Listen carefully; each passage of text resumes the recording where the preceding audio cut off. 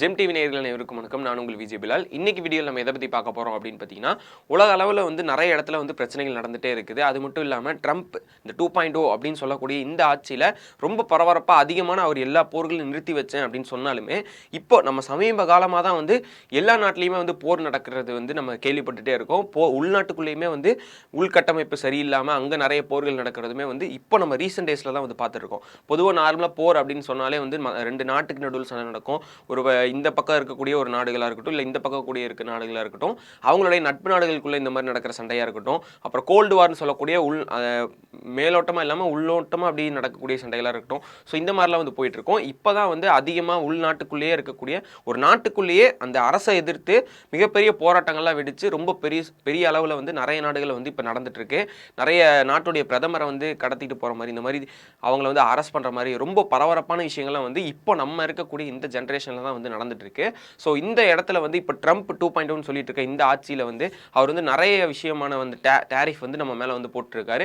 ஒவ்வொரு ரீசன் சொல்லிட்டு இருக்காரு எல்லாத்துக்குமே. என்ன அப்படின்னு பார்த்தீங்கன்னா, நம்ம ரஷ்யா கூட வந்து ஆயில் வாங்குறோம், அந்த அவங்க கூட வந்து ஏதாவது வியாபாரங்களில் நம்ம ஈடுபட்டோம்னா உங்களுக்கு வந்து நாங்கள் டேரிஃப் போடுவோம் அப்படிங்கிற மாதிரிலாம் வந்து சொல்கிறாங்க. ஸோ அந்த மாதிரி இருக்கிறதுனால புதுசாக நிறைய ரூல்ஸை வந்து கொண்டு வந்திருக்காரு. அதுவும் டேரிஃப் சம்மந்தமாக நிறைய விஷயங்கள் வந்து கொண்டு வந்திருக்காரு. அது மட்டும் இல்லாமல் இந்தியா மற்றும் அந்த பிரிக்ஸ் அப்படின்னு சொல்லக்கூடிய அந்த அமைப்பு சார்ந்து ஒரு மிகப்பெரிய ஒரு தகவல் ஒன்று வெளியே வந்திருக்கு அப்படின்னே வந்து சொல்லலாம். ஸோ அதை பற்றி எல்லாமே இந்த வீடியோ நம்ம டீட்டெயில்ஸாக பார்க்கலாம். முக்கியமாக ஈரானில் நடந்துருக்க இந்த பிரச்சனைக்கு ஈரான் வந்து என்ன பதில் சொல்லியிருக்காங்க. ஏன்னா நிறைய பக்கம் வந்து ட்ரம்ப்பாக இருக்கட்டும், அப்புறம் இஸ்ரேலுடைய பிரதமராக இருக்கட்டும், எல்லாருமே வந்து அவங்களுடைய ஒப்பீனியனை சொல்கிறாங்க. ஈரானை வந்து மிரட்டுற மாதிரி இந்த மாதிரி கருத்துக்கள்லாம் நிறைய வெளியே வரும்போது ஏன் ஈரான் வந்து அமைதியாக இருக்காங்க அப்படிங்கிற கேள்வி நமக்கு இருக்கும். ஸோ அவங்க சைட்லேருந்து இதுக்கு பதிலடி தர மாதிரி ஒரு விஷயமும் சொல்லியிருக்காங்க. ஸோ அது எல்லாத்தையுமே இந்த வீடியோவில் நம்ம டீட்டெயில்ஸாக பார்க்கலாம்.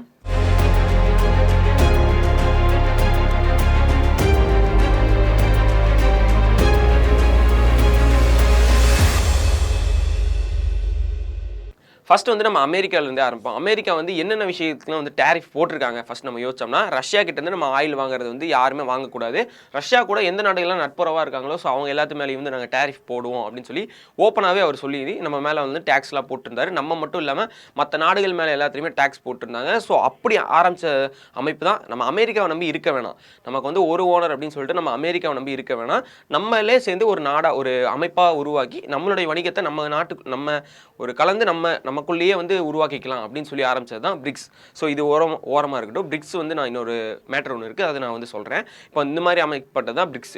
இதுக்கப்புறம் வந்து இன்னொரு விஷயம் என்ன பண்ணுறாரு அப்படின்னு பார்த்தீங்கன்னா, ஈரான் நடக்கிற பிரச்சனைனால ஈரான் கூட வந்து யாரெல்லாம் வியாபாரங்கள் செய்கிறாங்களோ அந்த மாதிரிலாம் பண்ணும்போது அவங்களுமே வந்து டேக்ஸ் கட்டணும் அப்படிங்கிற மாதிரி வந்து சொல்கிறாரு. இப்போ ஈரானில் வந்து யாரெல்லாம் வந்து வியாபாரங்கள் செய்கிறாங்களோ, அங்கே வந்து ஏற்றுமதி இறக்குமதியெல்லாம் செய்கிறாங்களோ அவங்க மேலேயே வந்து நாங்கள் டேக்ஸ் போடுவோம், 25% வந்து டேக்ஸ் போடுவோம் அப்படிங்கிற ஒரு கருத்தை வந்து முன்வைக்கிறாரு.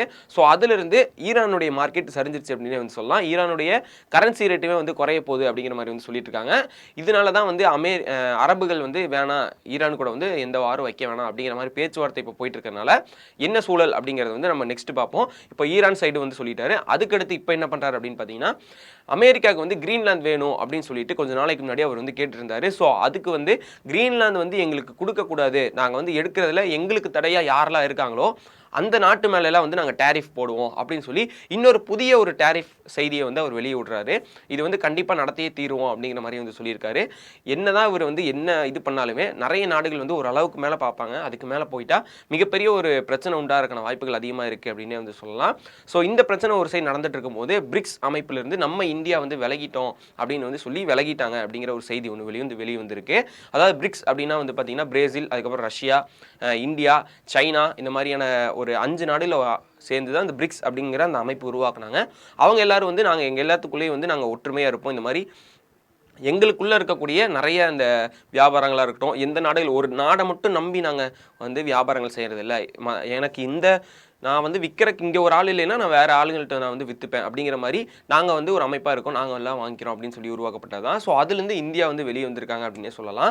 ஏன் வந்து இதில் வந்து நான் இந்த இதில் வந்து பிரிக்ஸை பற்றி சொல்கிறேன் அப்படின்னு பார்த்தீங்கன்னா, இப்போ ரஷ்யா, அதுக்கப்புறம் இந்தியா, இது எல்லாமே வந்து ஒரு நட்பு நாடாக, பிரேசில், இந்த மாதிரி சைனா எல்லாமே ஒரே நாடுகளாக இருந்து ஒரு அமைப்பாக இருக்காங்க.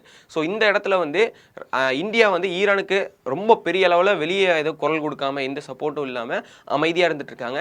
2வது இடத்துல வந்து நம்ம தான் பாஸ்மதி ரைஸ் வந்து விற்பனை பண்ணுறதுல வந்து நம்ம தான் 2வது இடத்துல இருக்கோம். ஸோ அதாவது ஈரானில் இருக்கக்கூடிய நம்ம வியாபாரத்தை வந்து கம்மி பண்ண ஆரம்பிச்சிட்டோம். ஆனால் இப்போது ரஷ்யா வந்து ஈரானுக்கு வந்து உதவி செய்கிறதுல வந்து முன் வந்திருக்காங்க அப்படின்னு வந்து சொல்லலாம். என்ன அப்படின்னு பார்த்தீங்கன்னா, இஸ்ரேலுடைய பிரதமர் பெஞ்சமின் நெதன்யாகு அவருக்கு வந்து புதின் அவர்கள் கூப்பிட்டு கால் பண்ணி அவராது என்ன சொல்லியிருக்காரு அப்படின்னு பார்த்தீங்கன்னா, அந்த ஈரானில் நடந்திருக்கக்கூடிய பிரச்சனை மட்டும் அது மட்டும் இல்லாமல் அங்கே கிழக்கில் வந்து ரொம்ப பதட்டமான சூழ்நிலை வந்து ஏற்பட்டிருக்கு. ஸோ இந்த ஈரானில் நடந்திருக்கக்கூடிய பிரச்சனையை சால்வ் பண்ணுறதுக்காக என்னால் என்ன உதவிகள் செய்ய முடியுமோ அதை நான் வந்து கண்டிப்பாக செய்வேன் அப்படிங்கிற மாதிரி வந்து சொல்லியிருக்காரு. அது மட்டும் இல்லாமல் ஈரானில் இருக்கக்கூடிய பெரிய அதாவது அந்த உச்சத்தில் இருப்பாங்களா, ஸோ அந்த மாதிரி இருக்கவங்களுக்கு நிறைய பேர்த்திட்ட வந்து தொடர்பு கொண்டு அவங்கள்ட்டையுமே வந்து சொல்லியிருக்காரு, ஈரானில் நடக்கக்கூடிய இந்த பிரச்சனைகளை வந்து சால்வ் பண்ணுறக்காக நான் என்ன ஹெல்ப் வேணால் நான் பண்ணுறேன், அதுக்கான உதவிகள் வந்து ரஷ்யா கிட்டேருந்து வரும் அப்படின்னு சொல்லியிருக்காங்க. ஸோ அவர் வந்து அமைதிக்கான ஒரு பேச்சுவார்த்தை தான் ஏற்படுத்தியிருக்காரு அப்படின்னு சொல்லலாம். ஏன்னா நேரடியாக வந்து 2 பேரும் சண்டை போட்டுக்காதீங்க அப்படின்னு சொல்லாமல் மறைமுகமாக ஒரு வெளிப்படை, இது நேரடியாகவும் இல்லாமல் ஒரு மறைமுகமாகவும் இல்லாமல் இஸ்ரேல்கிட்டயே கூப்பிட்டு இந்த மாதிரி எந்த பிரச்சனையும் வேணாம், அதுக்கு நான் வந்து சப்போர்ட் பண்ணுறேன் அப்படின்னு அங்கேயுமே சொல்லி, அதாவது ஏதாவது பிரச்சனை நடந்துச்சுன்னா ரஷ்யா உள்ளே வரும் அப்படிங்கிறத ஒரு மிரட்டல்னு சொல்ல முடியாது, இதை நார்மலாக வந்து ஒரு எச்சரிக்கை அப்படிங்கிற மாதிரி சொல்லலாம். இந்த போர் வந்து நடக்கக்கூடாது அப்படிங்கிறத வந்து சிம்பாலிக்காக அவர் வந்து அதாவது இஸ்ரேலுக்கும் கூப்பிட்டு சொல்லியிருக்காரு, ஈரானுக்கும் கூப்பிட்டு சொல்லியிருக்காரு அப்படிங்கிறத வந்து வெளியே கருத்து கணிப்பில் வந்து, அதாவது மற்ற நாட்டுகளுடைய ஈரானில் இருக்கக்கூடியவங்களாக இருக்கட்டும், மற்ற எல்லா ஜேர்னலிஸ்ட்டும் இந்த மாதிரி வந்து சொல்லிட்டு இருக்காங்க. ஸோ இது ஒரு பக்கம் நடந்திருக்கும் போது இப்போ இந்த போர் நடக்காமல் இருக்குது அப்படின்னு சொரிஞ்சாலுமே ஈரான் அரசு வந்து என்ன முடிவெடுக்கிறாங்க, ஏன்னா மற்ற நாடுகள்லேருந்து எல்லாம் மிரட்டிட்டு இருக்காங்க, அமெரிக்கா வந்து ஒரு சைடு வந்து மிரட்டுறாங்க, இஸ்ரேல் சைட்லேருந்து ஒரு மிரட்டல் வருது, இந்த மாதிரி ஒவ்வொரு நாளும் வந்து திடீர்னு சோஷியல் மீடியாவில் இல்லை மற்ற இடத்துல வந்து நிறைய மிரட்டல்கள் வந்து வெளியே வருது, நாங்கள் வந்து அமைதியாக இருந்துட்டு இருக்கோம், அரபு நாடுகள் சொன்னதுனால தான் ஈரான் வந்து இப்போ சேஃபாக இருக்குது, இல்லைனா ஈரான் நேரம் அமெரிக்கா வந்து கைப்பற்றியிருப்பாங்க அப்படிங்கிற மாதிரி நிறைய விஷயங்கள் வந்து பேசப்பட்டு இருக்குல்ல, ஈரான் ஏன் அமைதியாகவே இருக்காங்க அப்படிங்கிற ஒரு கேள்வி நமக்கு இருக்கும். ஏன்னா ஒரு அடி அடித்தா திரும்பி பதிலடி கொடுக்கறது ஈரான் ரெடியாகவே இருப்பாங்க.